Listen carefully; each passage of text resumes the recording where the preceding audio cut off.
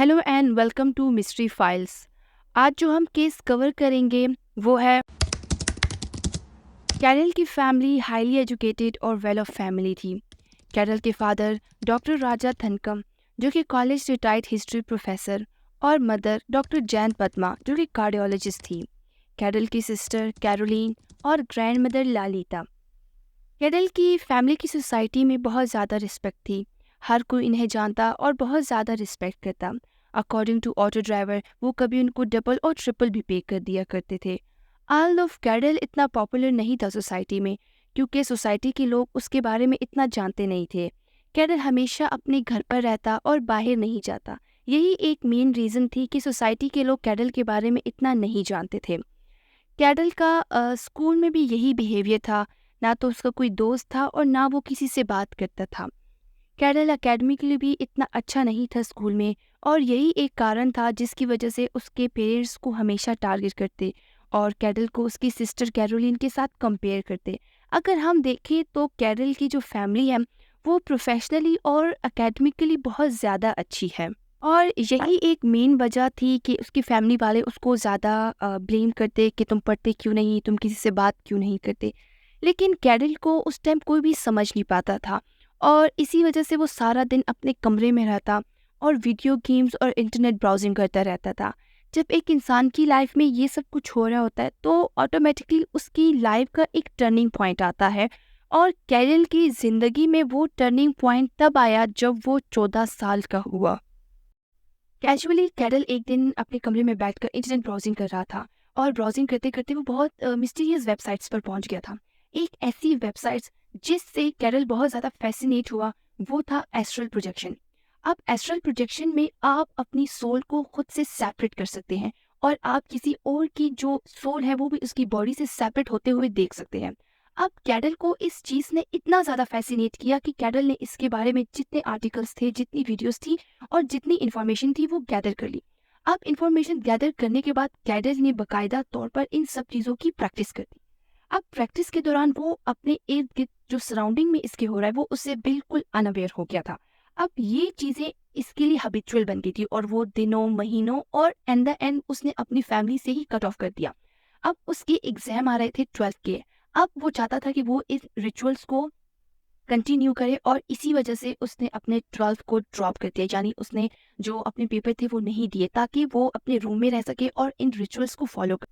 अब लाजमी बात है कि उसने अपना 12th भी ड्रॉप कर दिया तो उसके पेरेंट्स बहुत ज़्यादा स्ट्रेसफुल हो गए और बहुत ज़्यादा परेशान हो गए कि अब उनके बेटा जो पहले किसी से बोलता भी नहीं था लेकिन वो स्कूल जाता था, अब उसने स्कूल भी ड्रॉप कर दिया। लेकिन उसके पेरेंट्स चाहते थे कि वो मेडिकल स्टडी करे और बहुत ज़्यादा कैरल को कन्विंस करने के बाद उसके फैमिली मेंबर ने उसको मना लिया, इन पेरेंट्स ने कैरल को मना लिया कि वो यूक्रेन चला जाए। अब कैरल यूक्रेन चला गया अपनी मेडिकल स्टडीज़ के लिए। उसने कुछ टाइम ट्राई किया लेकिन उससे नहीं हो सका और वो वापस आ गया। अब सेकंड टाइम उसने अपनी मेडिकल स्टडी ड्रॉप कर दी तो उसके पेरेंट्स अब बहुत ज़्यादा स्ट्रेसफुल हो गए। अब वो ये सोचने लगे कि उनके बेटे का ना तो कोई फ्यूचर है और वो अपने फ्यूचर को लेके सीरियस ही नहीं है। लेकिन एक दिन अचानक कैरल अपनी फैमिली यानी अपने पेरेंट्स के पास खुद आया और उन्हें ये बोला कि वो एनिमेशन में इंटरेस्टेड है। अब वो बेटा जिसने अपने 12th ड्रॉप कर दिया, उसने मेडिकल स्टडी ड्रॉप कर दी, अब वो खुद आके अपने पेरेंट्स को कह रहा है कि उसको एनिमेशन में इंटरेस्ट है। तो उसके पेरेंट्स बहुत ज़्यादा खुश हुए और खुशी-खुशी उसको ऑस्ट्रेलिया भेज दिया एनिमेशंस के लिए, यानी एनिमेशन सीखने के लिए। कुछ सालों बाद कैरल ने अपनी फैमिली को कॉल किया कि उसकी डिग्री कंप्लीट हो गई है और उसको एक कंपनी में जॉब मिल गई है और जॉब भी फुली यानी वर्क फ्रॉम होम है। अब साथ में कैरल की सिस्टर कैरोलिन जो एमबीबीएस स्टडी करके कंप्लीट करके आ रही थी, तो अब उसकी फैमिली के लिए यानी पेरेंट्स के लिए इससे खुशी की और क्या बात होगी कि दोनों बच्चे अपने करियर पर फोकस कर रहे हैं और यानी अब बढ़ रहे हैं आगे। लेकिन जो सच्चाई थी वो उसके बिल्कुल अगेंस्ट थी। अब कैरल इंडिया वापस आ गया। अब वो सारा सारा दिन अपने घर पर रहता, यानी वो अपर पोर्शन में रहता और उसके ऊपर वाले पोर्शन में किसी को भी आने की परमिशन नहीं थी। अब उनके पेरेंट्स भी कह रहे थे कि चलो ठीक है, हमारा बेटा काम कर रहा है तो हम उसको डिस्टर्ब नहीं करते। अब वो भी इतना नहीं जाते थे ऊपर। अब कैरल सारा सारा दिन अपने कमरे में रहता है ये कह के कि वो काम कर रहा है, लेकिन बेसिकली वो वहाँ बैठकर वो सारे रिचुअल्स यानी एस्ट्रल प्रोजेक्शन के रिचुअल परफॉर्म करता है। वक्त गुजरने के साथ साथ वो इनका इतना ज़्यादा इनसे ऑब्सेस हो गया था कि अब वो इसको बहुत ज़्यादा पैशनेटली इन रिचुअल्स को परफॉर्म करता था। कैरल ने डिसाइड किया कि वो अपनी ही फैमिली को मार देगा। उसकी बहन और उसके फादर किसी काम से घर से बाहर गए हुए थे। घर पर उसकी सिर्फ उसकी अम्मी यानी मदर डॉक्टर जैन पद्मा और उनकी ग्रैंड मदर लालिता थी। अब वो इस अपॉर्चुनिटी को बिल्कुल मिस नहीं करना चाहता था और उसने अपनी मदर को ये कहकर ऊपर बुलाया कि आप मेरे साथ चलो, मैं एक न्यू जो एनिमेशन वीडियो इस पर काम कर रहा हूँ और मैं आपको वो दिखाना चाहता हूँ। अब पहली बार कैरल ने अपनी अम्मी को यानी मदर को कुछ बोला तो उसकी मदर बहुत ज़्यादा खुश हुई और वो बिना कुछ कहे उसके साथ ऊपर चली गई। अब डॉक्टर जैन पद्मा मॉनिटर के सामने बैठी और जैसे ही वो बैठी, अब उस चीज़ का इंतज़ार कर रही थी कि सामने पीसी पर उसको कुछ जो उसका बेटा काम करे वो देखने को मिलेगा।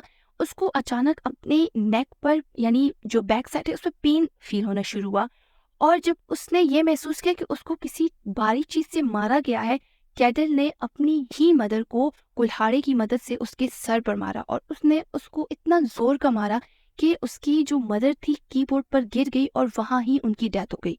अब इन सारे प्रोसेस के दौरान कैटल बहुत काम और रिलैक्स था, यानी वो जो एस्ट्रल प्रोजेक्शंस की रिचुअल वो करता आ रहा था, उन चीज़ों ने उसको इतना काम और रिलैक्स कर दिया था कि उसको ये चीज़ बहुत बड़ी ही नहीं लग रही थी। उसने अपना रूम साफ किया और जो डेड बॉडी थी वो बाथरूम ले गया और नॉर्मल नॉर्मल हो गया वो। अब क्या हुआ कि उसकी बहन और फादर घर आए। वो नीचे गया अपने अब्बा और यानी फादर और बहन के साथ उसने लंच करा और सेम जो चीज़ उसने अपने मदर को बोली थी कि वो आपको कुछ मैं आपको कुछ दिखाना चाहता हूँ, सेम वही चीज़ उसने अपने फादर को बोली और सेम उसी तरह इसने अपने फादर को भी कुल्हाड़े से मार दिया, एक्स से मार दिया। अब उसने इस बार रूम साफ नहीं किया क्योंकि वो बहुत फास्टली ये काम कर रहा था। उसने अपनी बहन को बुलाया, लेकिन उसकी बहन जैसी ही आई वो ये सब कुछ देख के इतना डर गई कि उसने शाउट मारना शुरू किया। लेकिन जो कैरोलीन थी वो पहले वार से नहीं मरी, यानी जब उसने पहला उस पर अटैक किया तो वो नहीं मरी और वो चीख रही थी। कैरल ने उसके नेक पे मारा और उसकी जो नेक थी वो उसकी बॉडी से अलग हो गई। अब ये भी आता है कि जब ये सब कुछ हो रहा था तो किसी ने इनकी आवाज़ें क्यों नहीं सुनी। अब बहुत ज़्यादा स्टडी करने के बाद ये मिला कि कैरल ने उस टाइम अपने घर में बहुत ज़्यादा लाउड म्यूज़िक लगाया हुआ था कि कोई उसकी ये बात यानी जो ये सब कुछ कर रहा है उसको किसी को मालूम ना हो सके। अब अपनी बहन को, अपने फादर और मदर को मार देने के बाद कैरल ने उनकी डेड बॉडीज अपने बाथरूम में शिफ्ट कर दी। ठीक है, शिफ्ट करने के बाद कैरल अब रात को उसने करीबी रेस्टोरेंट से 5 लोगों का खाना मंगवाया ताकि किसी को भी शक ना हो कि यहाँ ये सब कुछ हुआ है।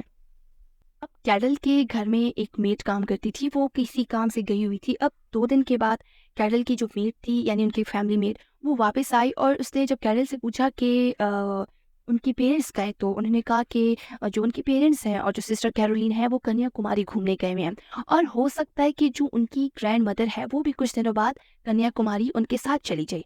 अब मेड को तो लगा कि हाँ कैजुअल है, हर कोई घूमने जाता है, तो उनके पेरेंट्स भी चले गए। अब जैसा कि मैंने आपको पहले बताया था कि जो कैरल की जो ऊपर पोर्शन था, कैरल वहाँ रहता था। अब कैरल की जो ऊपर वाले पोर्शन में किसी को जाने की परमिशन नहीं थी, तो इसी वजह से उसकी मेड को भी किसी चीज़ का शक नहीं हुआ।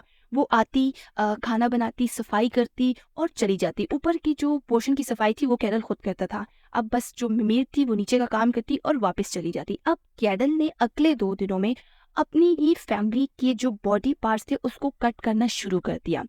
अब 9 अप्रैल को कैरल की जो मेड थी वो आई और उसने कहा कि उसने सेम जैसे कि उसने कहा कि उसके पेरेंट्स कन्याकुमारी गए हुए घूमने के लिए। उसने अपनी मेड को बोला कि जो उसकी नानी है वो भी कन्याकुमारी उनके साथ घूमने चले गए और उसी दिन कैरल ने अपनी नानी को भी अपने ही यानी जो नानी का रूम था उसमें उसको मार दिया था।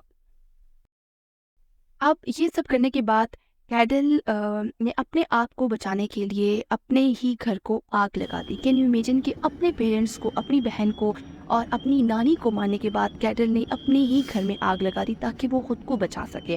अब गर्मियों का मौसम था तो आग ने बहुत ज़्यादा तेज़ी से बढ़ावा लिया और जो कैरल के जो आस पड़ोस थे उन्होंने उस आग को बहुत जल्दी नोटिस कर लिया। अब जो कैरल ये जो वाक़या हुआ ये नथनकोट में हुआ और जो सीएम का जो रेजिडेंस एरिया था वो उसके बहुत करीब था, तो बहुत जल्द ही पुलिस इन्वेस्टिगेशन करने वहाँ पहुँच गई। इन्वेस्टिगेशन करने के बाद जब पुलिस उस घर में गई तो उनको 5 डेड बॉडीज़ मिली, 5। अब उनमें 4 डेड बॉडीज़ तो कैरल के पेरेंट्स की, कैरोलीन और उनकी ग्रैंडमदर ललिता की थी। पांचवी बॉडी एक डमी थी, यानी वो लोगों को ये बताना चाहता था कि उस घर में आग लग गई है और आग की वजह से उसके सारे फैमिली मेंबर मर गए हैं। लेकिन उसको ये नहीं पता था कि पुलिस इतनी जल्दी इन्वेस्टिगेशन कर लेगी और वहां पहुंच जाएगी तो कैरल की जो पांचवा डेड बॉडी थी वो डमी थी। अब लोगों को इससे ज्यादा यानी पुलिस को अब और शक होने लगा कि चार डेड बॉडीज तो आइडेंटिफाई कर ली, जो एक मिसिंग है वो है कैरल। अब कैरल की हर जगह यानी उसके पोस्टर्स लगना शुरू हो गए, पिक्चर्स, यानी अब उसको ढूंढने लगा। अब इस इंसिडेंट के 2 दिन के बाद ही पुलिस ने कैरल को पास के एक रेलवे स्टेशन से पकड़ लिया। हाल तो कैरल जो था वो रेलवे स्टेशन में भी बहुत सस्पिशियस बिहेवियर कर रहा था, यानी बार बार अपने बालों की मदद से अपने चेहरे को छुपा रहा था और बहुत ही वियर्ड बिहेवियर कर रहा था। तो इस वजह से उसको बहुत इजीली आइडेंटिफाई किया जा सकता था। अब पुलिस ने उसको पकड़ लिया। जब उसको जेल लेकर आए गए तो जब उनसे कैरल से इन्वेस्टिगेशन की गई तो कैरल अपने जो स्टेटमेंट्स था उनसे फ्लिप फ्लॉप हो रहा था, यानी उसका एक परमानेंट या प्रोमिनेंट एक स्टेटमेंट नहीं थी। वो कभी कुछ कह रहा था पहले तो उसने कहा कि वो जो एस्ट्रल प्रोजेक्शन जो वो इतने सालों से करता आ रहा था, वो उसको फ़ील करना चाहता था कि वो किस तरह होता है। लेकिन ये जो स्टेटमेंट थी अनबिलीवेबल थी और पुलिस भी इसको बिलीव नहीं कर पा रहे थे। अब सेकंड इन्वेस्टिगेशन उसने सॉरी स्टेटमेंट उसने ये दी कि वो अपने फैमिली मेंबर्स से नफ़रत करता था, यानी उसके पेरेंट्स को हमेशा ब्लेम करते, टारगेट करते कि तुम ऐसे हो, ऐसे हो, और उनको समझ नहीं पाते थे। हाँ, ये जो सेकंड स्टेटमेंट थी वो पुलिस को थोड़ी रीज़नेबल लगी कि हाँ, ये एक वजह है कि उसने अपने पेरेंट्स यानी अपनी फैमिली का मर्डर कर दिया। लेकिन यहाँ एक सस्पिशियस बात ये थी कि हाँ, उसको अपने पेरेंट्स से नफ़रत थी, यानी उसके पेरेंट्स उसको टारगेट करते थे। तो उसने अपनी बहन और अपनी नानी को क्यों मारा? जब पुलिस ने ये क्वेश्चन उससे किया तो उसने ये आंसर दिया कि मैंने अपने पेरेंट्स को तो मार दिया। अगर मैं अपनी सिस्टर और अपनी नानी को नहीं मारता, तो उनका ख़्याल कौन रखता? मैं तो कुछ भी नहीं हूँ। यानी वो अपने आप को इतना अनवैल्यूएबल समझता था कि उसको लगता था कि अब वो अपनी बहन का और अपनी नानी का ख़्याल नहीं रख सकता। इसी वजह से उसने अपनी बहन और नानी को भी मार दिया। ऑल्दो जब उसकी फ़ोन हिस्ट्री चेक की गई तो ये सब कुछ प्री प्लान लग रहा था, क्योंकि उसकी यूट्यूब हिस्ट्री में भी था कि हाउ टू कट, यानी लाइक बहुत ऐसी चीज़ें कि इस डेथ को कैसे मैं यानी जो इस मर्डर का जो पूरा प्रोसेस था इसको मैं कैसे सर अंजाम दे सकूँ। अब सुनवाई वगैरह हुई गई और कैरल को प्रिजनर यानी जेल सेंटर में मुंतकिल कर दिया गया, यानी भेज दिया गया। अब वहाँ भी कैरल का जो बिहेवियर था टुवर्ड्स अदर प्रिजनर वो बहुत ज़्यादा वियर्ड था, वो उन पे हमला करता और वहाँ भी बहुत ज़्यादा ना उनके साथ लड़ाई झगड़ा करता। फिर उसके बाद कैरल को मेडिकल हेल्थ सेंटर भेजा गया। वो वहाँ सब कुछ उसके करने के बाद ये उसको कंसिडर किया गया कि जो कैरल था वो मेंटली इल है। तो कैरल अब फ़िलहाल मेंटल हेल्थ सेंटर में है और इसके बाद इस केस को डिस्क्लोज़ कर